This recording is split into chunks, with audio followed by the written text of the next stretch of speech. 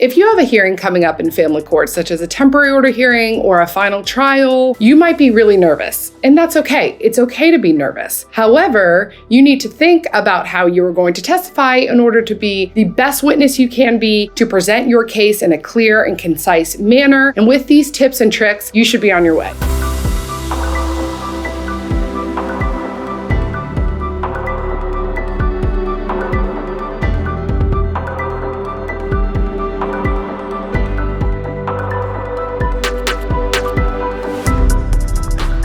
My first tip is to refresh your memory. Prior to the hearing, you need to prepare for this hearing. That doesn't always mean you need to be prepping with your attorney and spending money on testifying or spending money on preparing your case. You at home can do a lot of things to prepare your case on your own. That would be coming up with a timeline, writing down everything that's happened. In a final trial of divorce or a child custody, that might have been pending for several months. In certain situations, it could be a year. You might not remember everything that has gone on in the last few months or even a few years ago. So before you testify, it would be very helpful to create a timeline of all the important things that you would like to bring up, or you would at least like to remember when you are on the stand. If you create a timeline and you create a narrative to give to your attorney or even to just hold on for yourself, when you're on the witness stand, you can use that timeline to testify. This is a pro tip. If you bring anything with you up to the stand,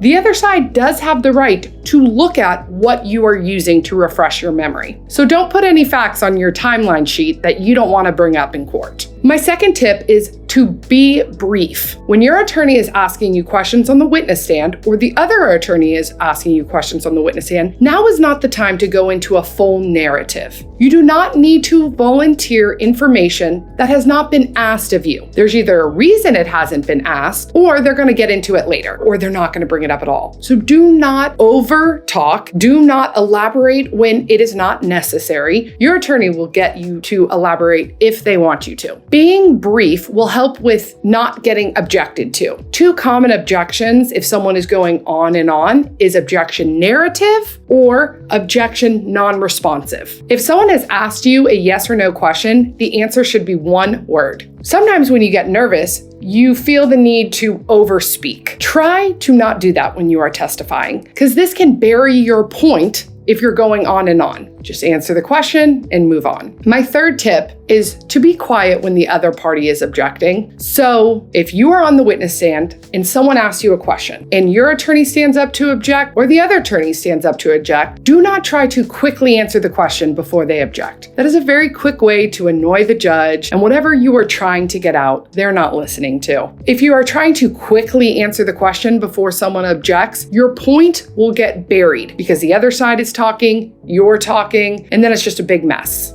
My fourth tip is don't exaggerate. Sometimes the stories will have lots of points to them. Stick to the facts exactly how they happened. If you are exaggerating a detail, you can lose a lot of credibility. The other side will stick to that point of exaggeration and act like everything you are saying is a lie. So if it is a long story, stick to exactly the facts as they happened. Do not lose your credibility just to make something sound a little bit better. My fifth tip is to avoid hearsay statements. First, you gotta know what hearsay is. Hearsay is an out-of-court statement used to prove the truth of the matter asserted. So, what's an example of this? My child said. Well, likely your child's not in the courtroom. That is an out-of-court statement used to try to prove what you're trying to prove. So if you are starting a sentence with my child said, or so-and-so said, and so-and-so is not in the courtroom, that is a hearsay statement and that will be objected to. My sixth tip is to follow courtroom rules. This might sound like common sense, but sometimes people don't even think about this. Look up your county's local rules. It's very common that you will be required to bring some things with you to court, whether that be pay stubs, maybe tax returns, or your income and expense statement. Be prepared and bring all of these things in with you. If you're coming to testify and you haven't obliged with the rules, you're already starting at a disadvantage. My last and final tip is Be polite. If the other attorney is talking to you and you hate the other attorney, that attorney makes you so mad, do not let it show. It is no sir, yes ma'am, always. Divorce or child custody cases, they can be contentious. However, do not feed into the narrative that you are a disagreeable person or a negative person or an angry person. You get up on the witness stand, you be very polite and respectful, and that will go a long way with the judge. When the judge is speaking to you, it is no, Your Honor, or yes, Your Honor. No, nah,